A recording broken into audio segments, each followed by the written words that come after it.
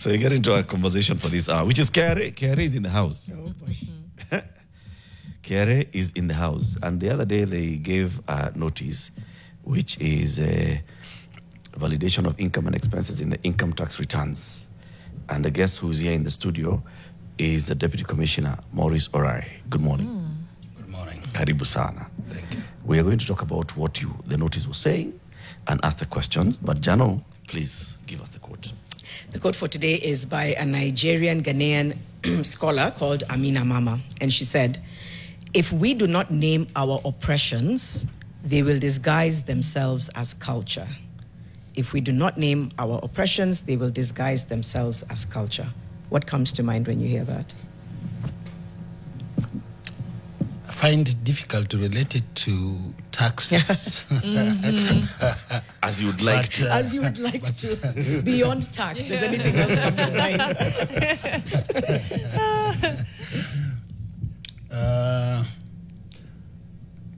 What comes to mind is that if we don't... what is a common practice becomes a culture. Basically, what's practiced Becomes culture. now and again becomes like a culture. It becomes a norm, so people get used to it. Yeah. Yes. It's fair. Yeah. Okay. All right. Let's get into the conversation now.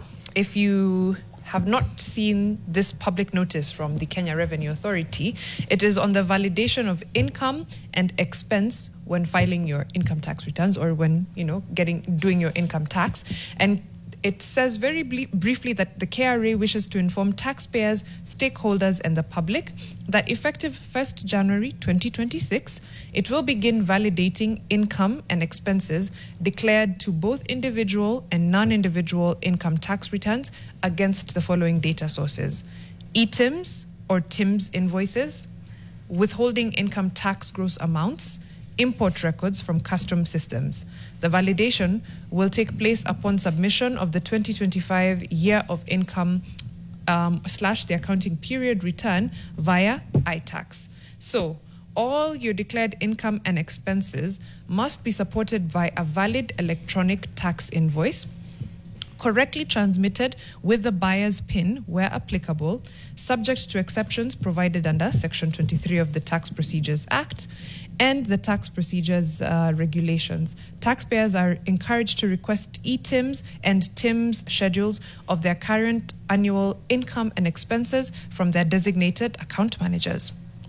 KRA is also inviting feedback and insights from taxpayers and stakeholders to facilitate a smooth and effective implementation of this validation process.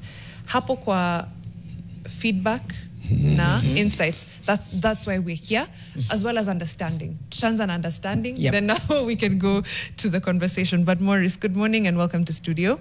Once again, it's very nice to have you. Walk us through what this means for filing taxes next year. Thank you very much. Let me say that the public notice that we issued is not something new to the tax-paying public, because as you are aware, the law requires that all transactions, all invoices must be generated through ETIMS or TIMS. Yeah. And it has been there since 2023. So when we issue that public notice, and I'm happy that we talked about culture, we wanted, people have believed that the tax authority doesn't actually tell people what they're supposed to do. We do it, we surprise them. So we wanted to remove that element of surprise so that everybody is aware that actually this is what is happening. For those people who may not be aware, for the element of withholding tax and even customs imports, anybody whose tax has been withheld, it means that he carried out a transaction, and that transaction as income. So we are telling the public that be aware that we will also follow the withholding tax. If you claim withholding tax of, say, 1 million, so what was the income that you received? We are going to verify that. If you have imported goods, we have records at customs. We are going to use that records from customs to verify what you finally return as income and what you have returned even as expenditure for the cost of those goods that were imported. So you see that what we are trying to do is to basically educate those people who may not be aware. Yes. It's a polite reminder. Yes, a polite reminder. Friendly Correct. reminder. Yes. By the tax authority. Because we work with you. Just so that you not feel like you're surprised Yes. when it comes to January. Since 2023, this has, especially the ITIMS, has been in effect. What is the uptake? And from your observation, what is the understanding of the public on ITIMS? Thank you very much. What's the uptake? First of all, let me clarify that the law regarding ITIMS and TIMS came into effect in 2023. For purposes of income tax returns, we had given taxpayers a period of 6 months to comply. By 1st January 2024, when it was supposed to be basically effective, we noted that the uptake was very low, and there were reasons for it, because first of all, the public was not adequately prepared. Of course, there were also challenges in terms of the system. All these have been addressed. The law has even been refined further. If you look at the Finance Act 2025, it has actually refined it to address, for example, the small-scale traders whose turnover are below 5 million. So with that, we have seen significant rise in the uptake of iTax. So I would say largely this close to 80% compliance. But we believe that because this you have seen the notice gives them up to January 2025, and it is the return for 2025, which means the return up to December 2025. This year? December 2025. Yes. Yeah, which we expect that the small number that have not complied will have basically complied. The small, very, very, very few people, I would say. So, you say the uptake has been there. Significantly high. You know, I think where a lot of confusion comes in, and you could correct me if I'm wrong, is on the issuance of the tax invoice. Yes. So for a long time, the tax invoices were issued by big corporations dealing with big corporations. And now this ITIMS thing was coming to tell even you are a small person and you are seeking supplies from another small person, you should receive a tax invoice from your small person for your small business and transaction. Yes. That's the case? Yeah. Maurice, people don't still understand that. But maybe I'm the one who's wrong. From your point as a tax administrator, is it true? It is not true. Let me clarify. And I think in my earlier statement that alluded to that, that the amendment of the law, the section 16(1) of the Income Tax Act, addressed the concerns that you have that it's not everybody must issue an ITIMS invoice. The small traders have been given a reprieve. But if you, as a buyer, you are not within the 5 million threshold, then what we do is to issue what we call a reverse invoice. A reverse invoice means that the buyer is the one that issues the invoice to enable that other trader, the transactions of this other trader be visible. Actually, the main thing about ITIMS or TIMS is to create visibility, nothing else. Yes.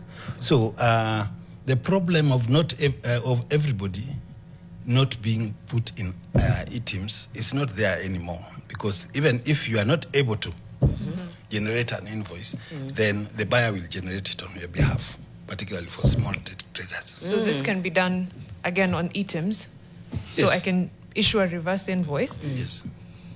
Now, the whole point of visibility is that it's meant to be two-pronged. If I'm issuing a reverse invoice on behalf of this Another small The supplier. yeah, Yes. it's still only visible on my end. It's trusting me. Niko na maswali mengi. I know. Let me actually follow up with this one, because you're saying that the small supplier, Yeah. if it's up to 5 million, right? Yes. If Up it's to less- 5 million in a year. In a year, yes. If it's less than 5 million in a year, then the small supplier does not need to keep issuing ETIMS invoices. At the beginning of the year, my projection is that I'm going to make a lot of money and a lot of transactions that will be, my kind of business. Anyway, that's not the point. If the buyer is also a small enterprise, are they required to do the reverse invoice? If the buyer is small and therefore is not required to issue a reverse invoice. Yes. But is purchasing. And the one thing that the law requires is that for you to claim the cost of the goods that you are selling, you must have an ETIMS. You must have an ETIMS generated invoice. So if you don't have an ETIMS generated invoice, then it means that you will not claim. But remember also, this small trader could also be under a TOT regime. TOT regime is called Turnover tax. Turnover tax. The turnover tax does not require you to maintain records because the transaction is at the 3% of the value of the transaction. Yes. So it might not affect you in terms of claiming expenditure. Yes. But if I'm, again, I think I'm going back to what you were saying, is that it's still, the burden is still on me. How do you spread that cost across? The purchaser. The purchaser, yeah. How you spread How the do you cost? share it? The I think I'm cost, thinking and speaking at the same time. the cost, Like walk us through it. So, Yeah, just walk us through the process. So let's take an example of a small supplier. Yeah. Who Yes. would a small supplier be? Supplying, let's say, Okay, I'm catering to Nation Media yes. for.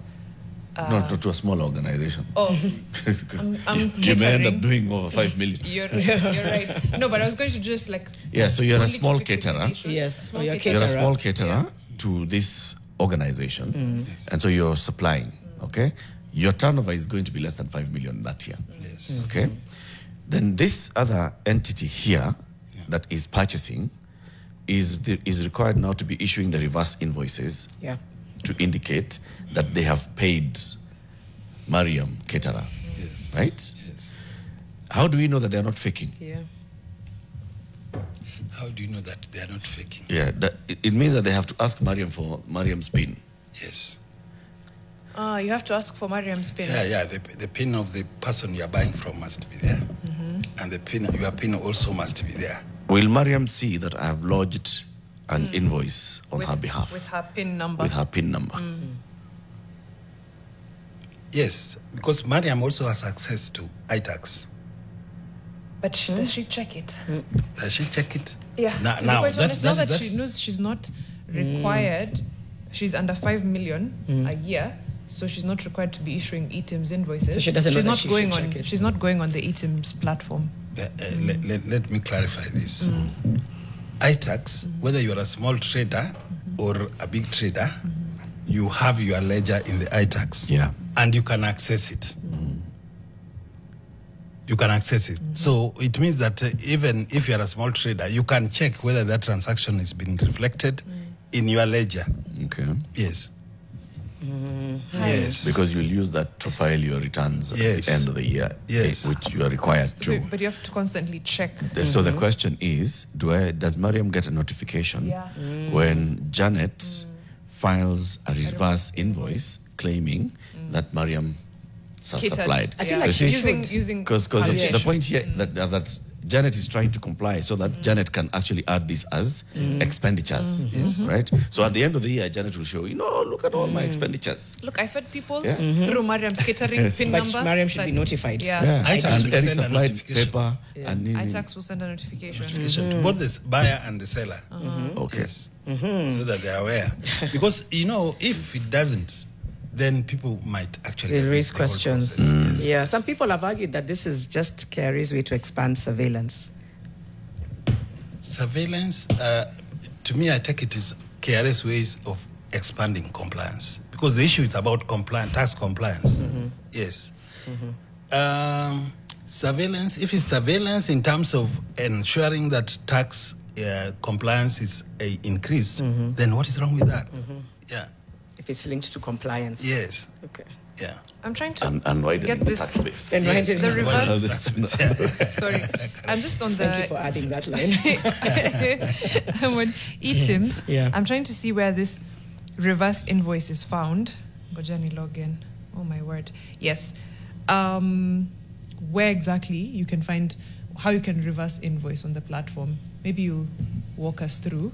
Yes. And then, so again, in the case that both businesses, if both me and Janet, our turnover in the year is under 5 million, is any of us still then required to have these eTIMS backed invoices for our expenses?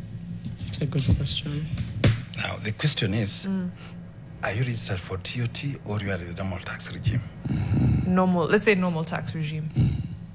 If you are in the normal tax regime, you need to justify your expenditure. The problem that will happen if you don't register on iTax, then you can still do the transaction, but you'll not be allowed to claim the You can't claim the expenditure. expense. Yeah. Yes. Which comes back to my question about, Yes. I think, awareness. Yes. How many enterprises are aware that, because I'm looking at my turnovers in a year, they're less than 5 million, so I should actually be registering for turnover tax? And how many are not? Because you can see the many companies that are filing their returns, and just their turnovers are actually less than 5 million, but they have not registered for turnover tax.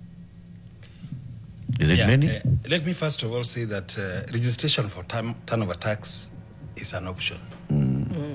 You can either register for it or be in the normal regime. That is the law as it is. Yeah. Now, if you choose to be in the normal regime, then if you carry out a transaction that requires eTIMS, the only problem, you can do the transaction. The only problem is that you'll not be allowed to claim the expenditure. Yes. And in terms of the issue of awareness, how many taxpayers are aware? That's a good question.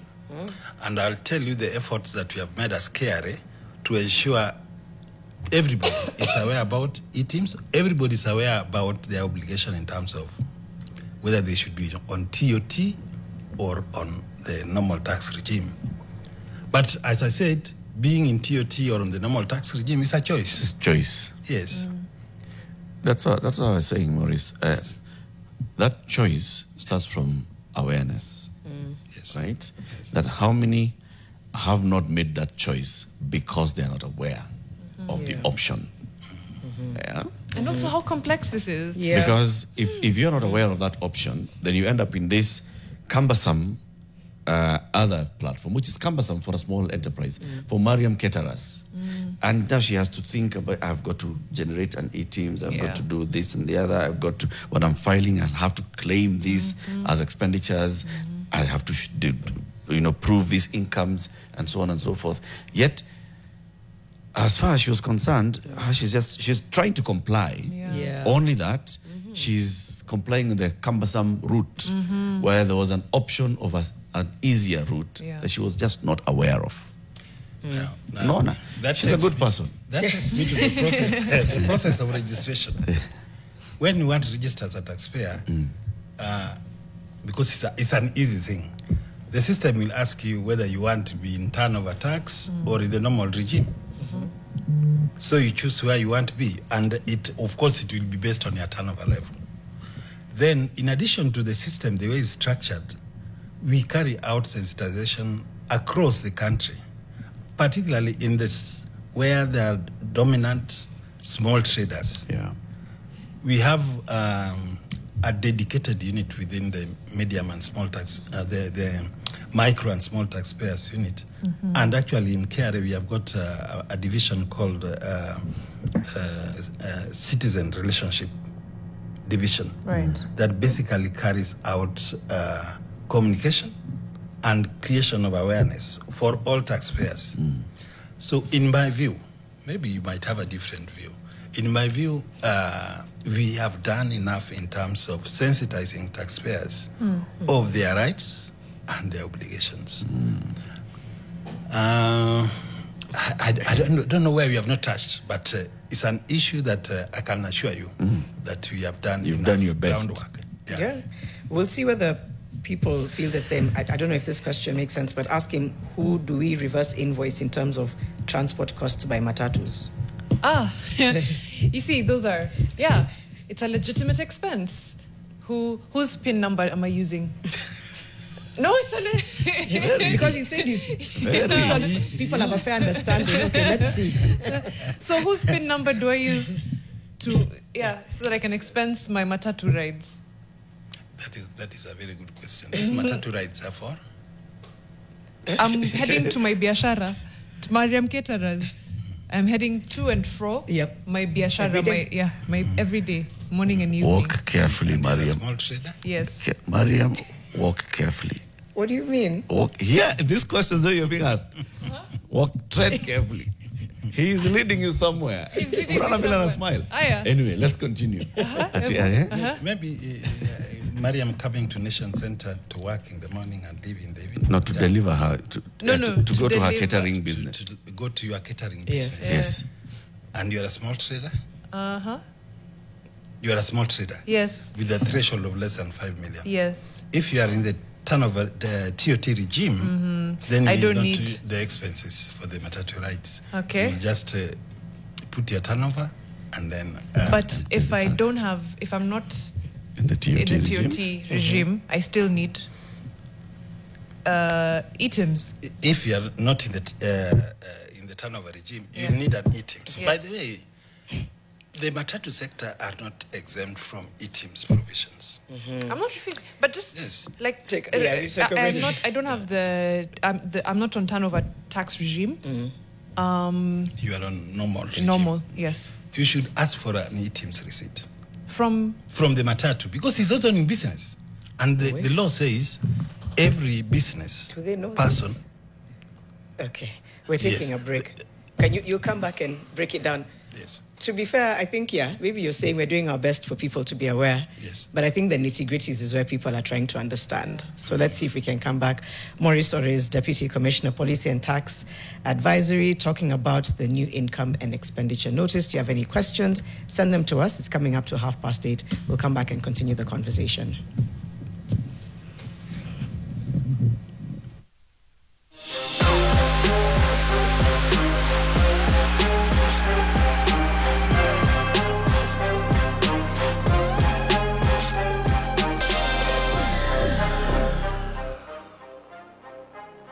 Good morning, Nation Fixers. My name is David Slade, and I am a recovering alcoholic. I have a story of alcohol addiction for 16 years, and I have another story of uninterrupted sobriety of 4 years and 4 months. How I'm fixing the nation.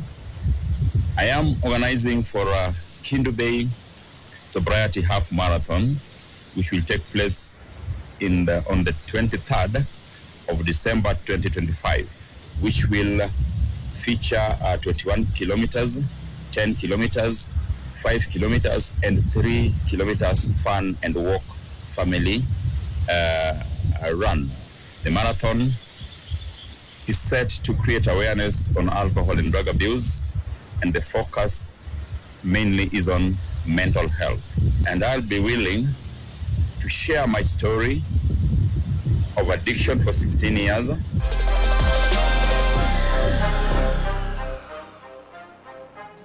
Thank you so much, Davis. That's a wonderful What's Up Nation video. Again, we do wish you all the best with that Kendu Bay Half Marathon. Umesema 3K, 5K, 10K, 21K, whichever you can do.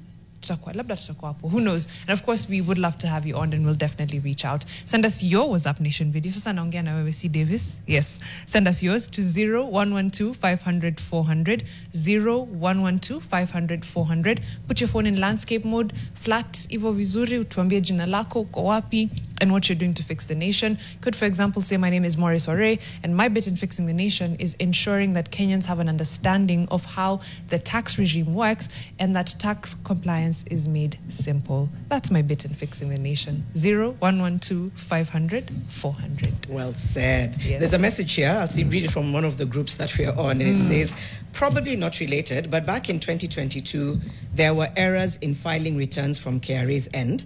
So they advised people to file amendments. amendments, which were fine until last year when they sent emails fining people and rejecting for amendments. So why should an error on their end become a burden on my end? How do you respond to that?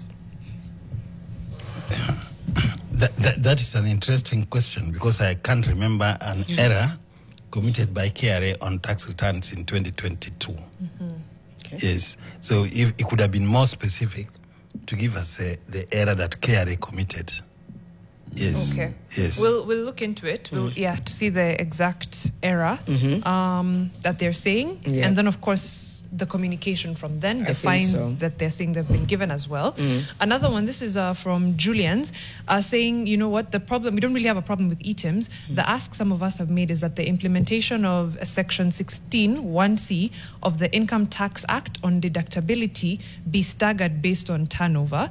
And I think he means not just for those who are on the turnover tax regime, but for now, to everyone else. It presents unnecessary complexity for small businesses, which I think is what we were talking about during the break. And we're just, the burden of compliance for this is going to be incredibly high. Yeah. And because kuuliza items receipt kila mahali, my good in Lord. fact, the Kikombe, just before Mr. Oray comes in, has said, hii items haiwezi ikafanywa tu automatic, as long as you have KRA PIN, ama ID number, ama huduma number, we have to apply to Donge. There was somebody else who was talking about, I think their message went, but exactly what you've said, they were saying, especially around the matatus, they were like, it's not really possible. Itakuwa ngori.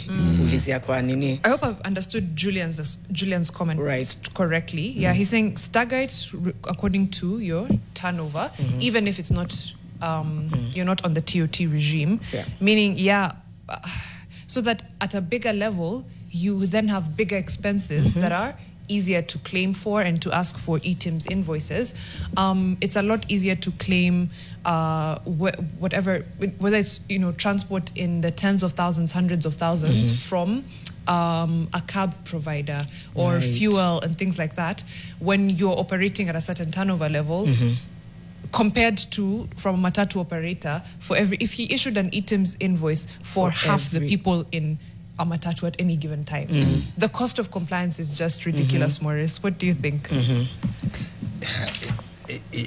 Yes. What I don't understand about that question is, what do you mean is you stagger it? Is it to delay the implementation or to... No, to have it take effect only after a certain income threshold. I think that's what he means. But that is what it is now. I don't want to... That is what that's it is for now. Turnover tax for the 5 million. I am assuming this is now encompassing everyone else. I don't know. Julian's, by the way, feel free to clarify if I've understood what you're saying. Yeah. Yeah.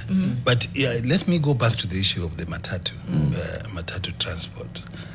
The case that was given was not very clear whether this person is having a business and is earning from that business, which means he's kind of an employee of that business.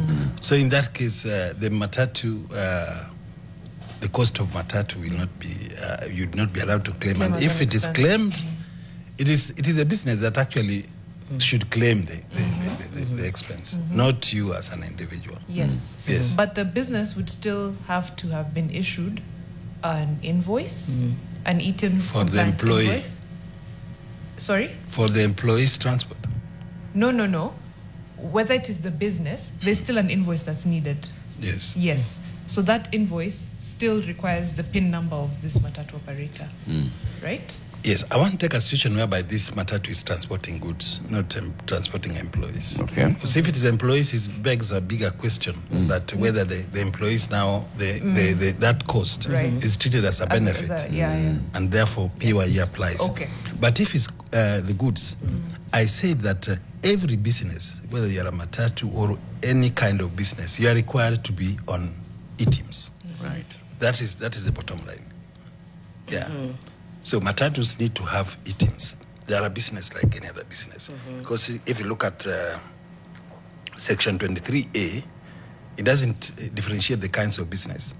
Although it gives specific exemptions, but matatus are not included. Or transport, let me just say transport, is not exempt from They are a business like any other business, but they're also not a business like any other business. They are cash-based, incredibly high turnover, just, this. Let's call them non-compliant. That is it. For another group, for diaspora, how does this rule apply for remittances of money sent home? Diaspora and money sent home. Does it apply for people in the diaspora? When they're filing returns. When they're filing returns, yeah. ITIMS only applies for residents or non-residents who are doing business here as permanent establishments. I just want to thread again on the issue of the compliance. From the point of, so the requirement is that all the expenses that I'm speaking for small enterprises, micro, small enterprises that are not on TOT, they are on the, what we're calling the normal regime, and they want to comply. The requirement is that when you're filing your returns and you're claiming expenses, you should demonstrate with evidence those expenses. And the evidence is the tax invoice.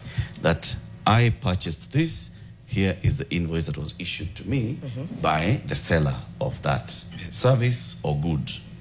And if they were small, I did a reverse invoice on their behalf. But all those records should be there. All those records should be there. Now, small enterprises that are not registered on TOT, let's even say Mariam Caterers, not on TOT, has to comply like that. If you think about the kind of expenses that Mariam Caterers will be going through, Mariam Caterers will be going to Marikiti in the morning to purchase the input for her business. Mariam Caterers will have a supplier who brings her unga, right? From Kisiagi. And another one who goes and purchases from the wholesaler, but brings on a bicycle, brings here, and so on and so forth. So all these are individual small enterprises. Some of them are not even registered with PIN numbers. What are you telling Mariam Caterers to do to stop purchasing from this non-PIN registered supplier, or to demand that this supplier must give their PIN so that Mariam can go and generate the reverse invoice? Are you saying that? Yep. Oh, is that what you're saying? Let me start with part one of the question. Yes, what we are saying is that those people who are doing business, first of all, they must register. And if they are registered, Mariam will be able to generate an invoice. And let me make a clarification here. Okay. And this is the way we are moving. We are moving towards automating the whole tax process, so that we will not even come and ask you that give me an ITIMS invoice that you used to purchase this, because we expect a real-time transmission of all the transactions and populate your returns, so that all the expenses that you will be claiming will already be pre-populated in your return. What you need to do is just to confirm that these invoices are correct. Yes. So basically, you look at the return, this is what it is. If it is correct, you take. If they are, for example, because for accounting purposes, the basis of accounting is accrual, which is also the basis of accounting for taxes. So those adjustments we expect to happen. But going forward, we will not require you to demonstrate that it's an ITIMS invoice, because we'll have seen it. It will be real time. That's going forward, Deputy Commissioner. At present, we are talking about end of this year, Mariam Caterers will be filing the returns. And the tax administrator will say, Mariam, you're claiming that you spent 200,000 shillings buying small things. We do not know them. Because there was no. Lakini alinipea receipt hapa hivi aliniandikia. We don't know those receipts. We need the tax invoice. What will you be telling Mariam Caterers come January? Yeah, and it boils to the main thing, and I'll ask you a question after this. If we allow some people to do business without ITIMS and some to do with ITIMS, then we are going to distort the market. Lean forward a little bit. So it is important that if we have provided a law that requires that everybody must be on an electronic platform, that's what the law says, then everybody must be. If we now start to say that if you are this kind of trader... Do you not see how the burden of compliance is incredibly high and unfair on smaller businesses? Yeah. It's unfair and it's expensive on much smaller. It's so much easier for businesses that are operating above a certain threshold to be the ones who to be ETIMS compliant, because they're working with other businesses that are ETIMS compliant, and they're able to generate those invoices like that, and they'll get to that place that you're talking about where things just populate themselves. Everyone is in the system. But in Eric's example, the burden of compliance is incredibly high and unfair. Tax regime should be just. Let me understand the unfairness that you're talking about, because Miriam is a big trader. She can actually generate a reverse invoice. The other person, as we had, is not registered at all. Yeah. So is the registration as a taxpayer a burden? Yes, on Mariam. Not on Mariam. Who's already registered. You see, Sorry. the person that we are These are talking my about suppliers. here is Mariam. Yes. Eric, who brought the Mayai Tresita every morning, Yes. is not registered. Yes. Okay? Yes. Now, Mariam is being forced to force me to register. Suddenly now that's my burden. mistake to register. Or I go look for someone. Why don't you want to register? Because I don't understand those I things. don't understand the process. I just atik tax nini Yeah. Mariam, wataka mayama utaki. That's it. Yeah. And you've been my supplier for years. By the way, this is legit on ground, because even for me, some of the people who, for example, I don't know, from doing, small things, hair, makeup, that kind of thing. Number one, it was either, no, do you want my service? Right. Number two, I remember there being a little bit of an issue even in the process. It's down, I can't. But now you're forcing me and you're saying that if I don't, you also don't, then, give me what I need for services rendered. And it brought a big issue. So you're right. It's cumbersome. It's a burden. Then it comes to me, who can afford it but now has to absorb that burden. Right. So they're right. It's cumbersome. It's expensive. Even it the doesn't seem number just. of transactions that you would need to issue Right. is so much more when you're dealing again with small expenditures as opposed to big. I know you're seeing the problem. Maurice. You can't tell me you don't see how this is He's asking, cumbersome where's in a the budget? unfair in all this? And that's what we're trying to Yeah. The bottom line is that one taxpayer is not registered. Yes. So it becomes a burden to Miriam. Yes, to the compliance one. So to remove the burden, should we go the direction of saying that not everybody need to register for taxes? Because the issue is that the person Miriam is dealing with is not registered for taxes. Yeah. And they are doing business.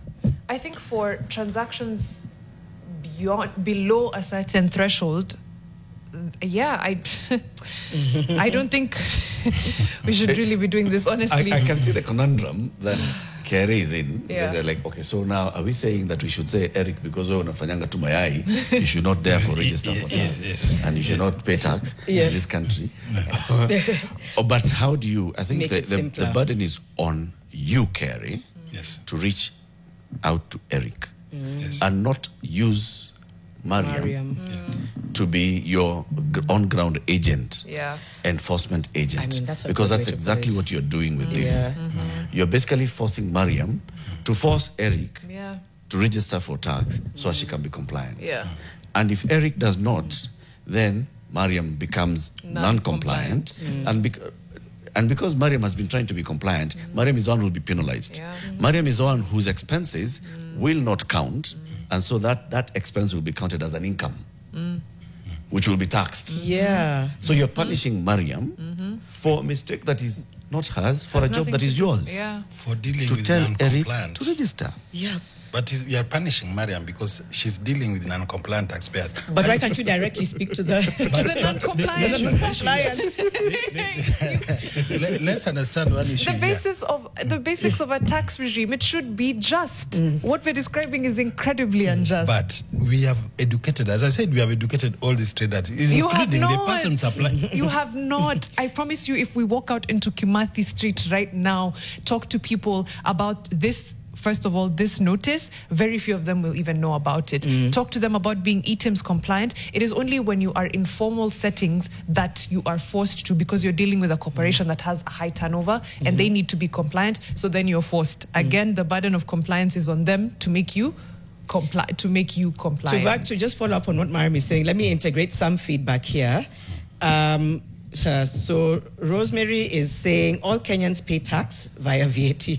Number one. Rosemary Wangi Kerry deliberately forgets that a high percentage of Kenyans do informal businesses, which is now the informal businesses are the ones who, and from what we can say, don't fully understand, right?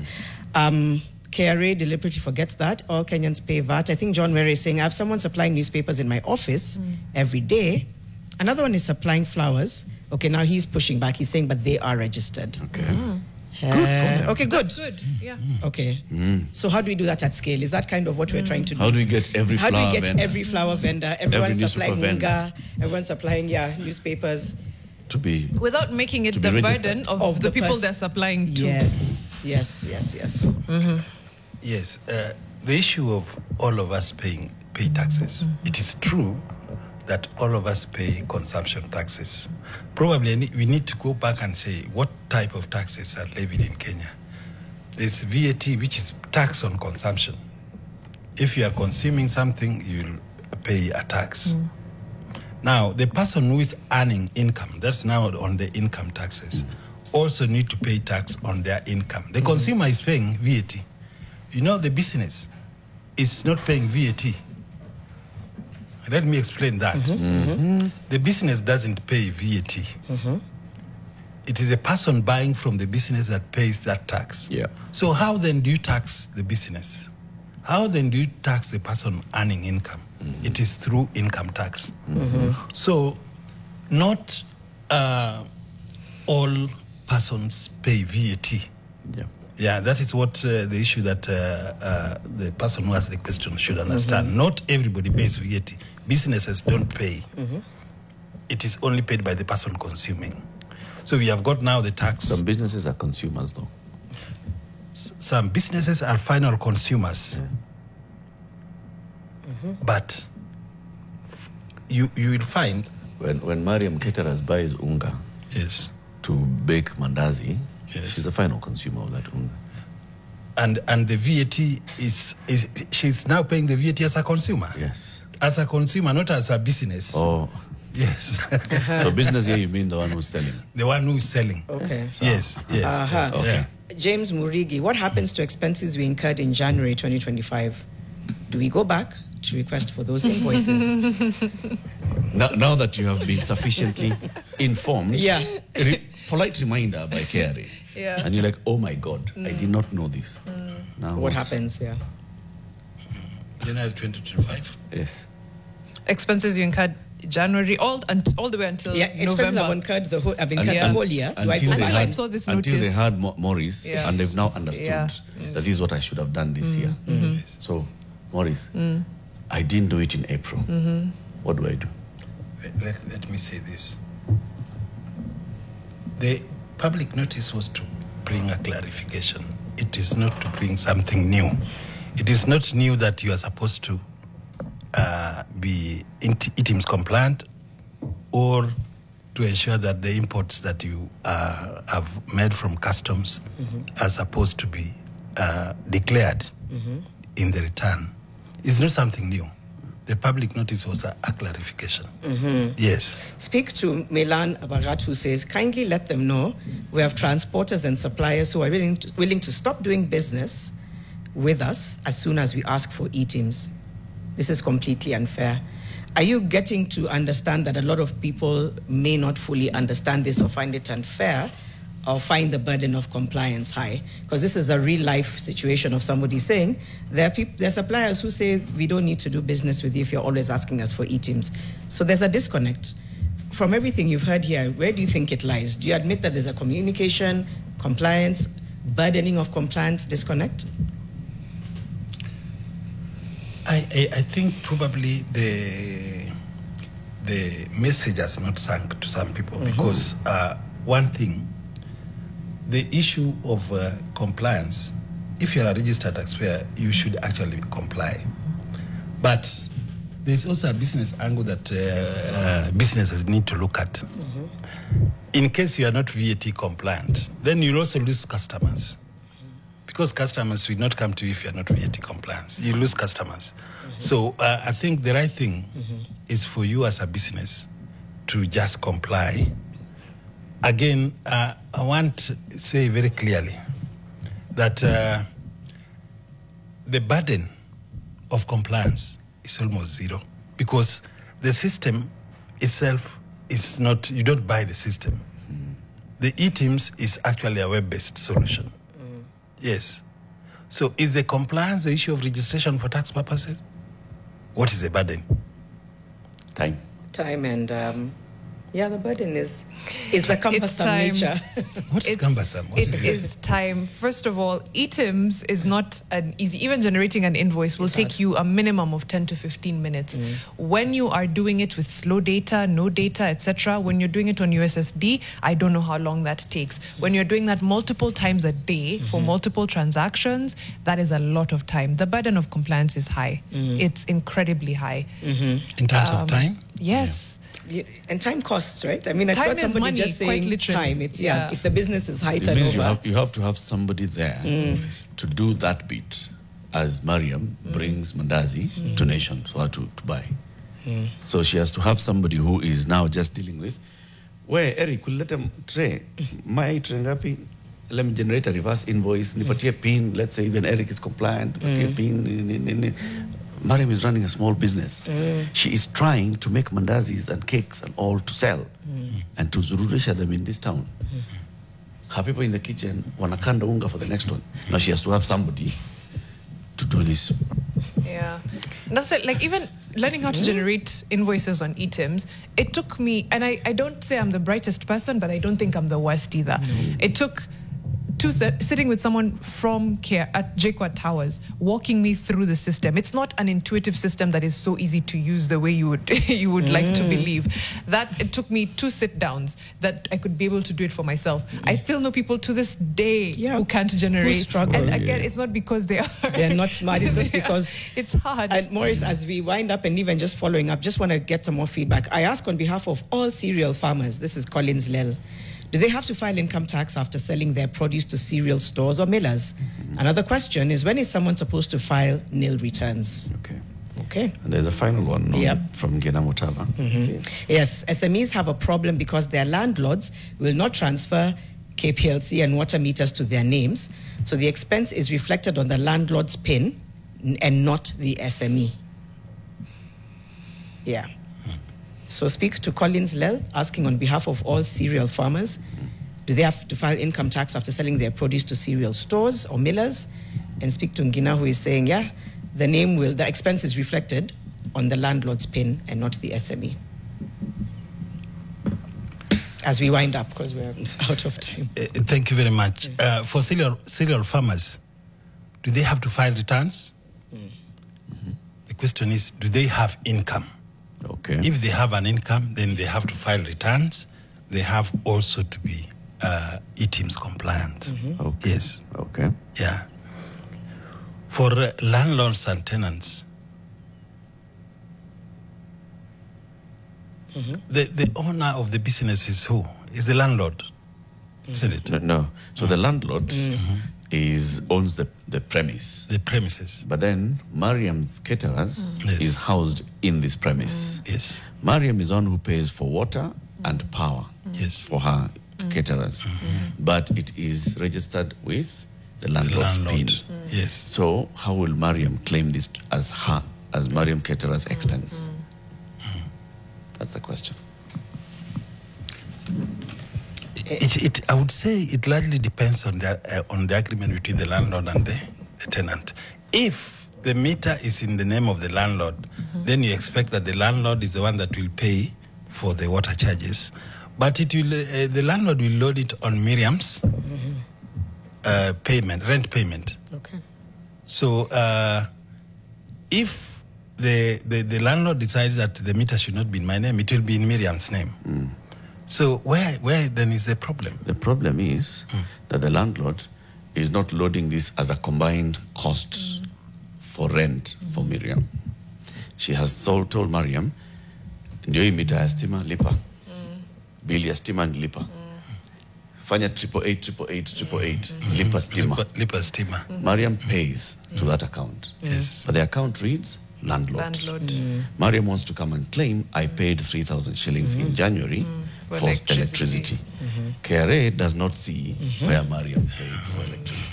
Yeah, because Very briefly, the payment is on on the landlord's bin. Then it is the problem is in the arrangement between Miriam and the landlord. Because if So the burden is on Miriam is the again. one paying the meter, then it should be. The meter should be the name of Miriam. So that is a business arrangement that probably puts a burden on the Mariam, tenant. Yes. on Mariam caterers once again. Maurice Oray, you're going to, Closing. you know what? To be fair, I think this is an extended 2 hours It at does. least. It does. Because it's people, I know, Kenyans are, we're not trying to be stubborn. Yeah. But there's if the compliance, the nature of compliance is overwhelming and gets in the way of business, it gets difficult. So Maurice Oray will invite you and the team with a whole group of people, and we'll try and break this down. But yes,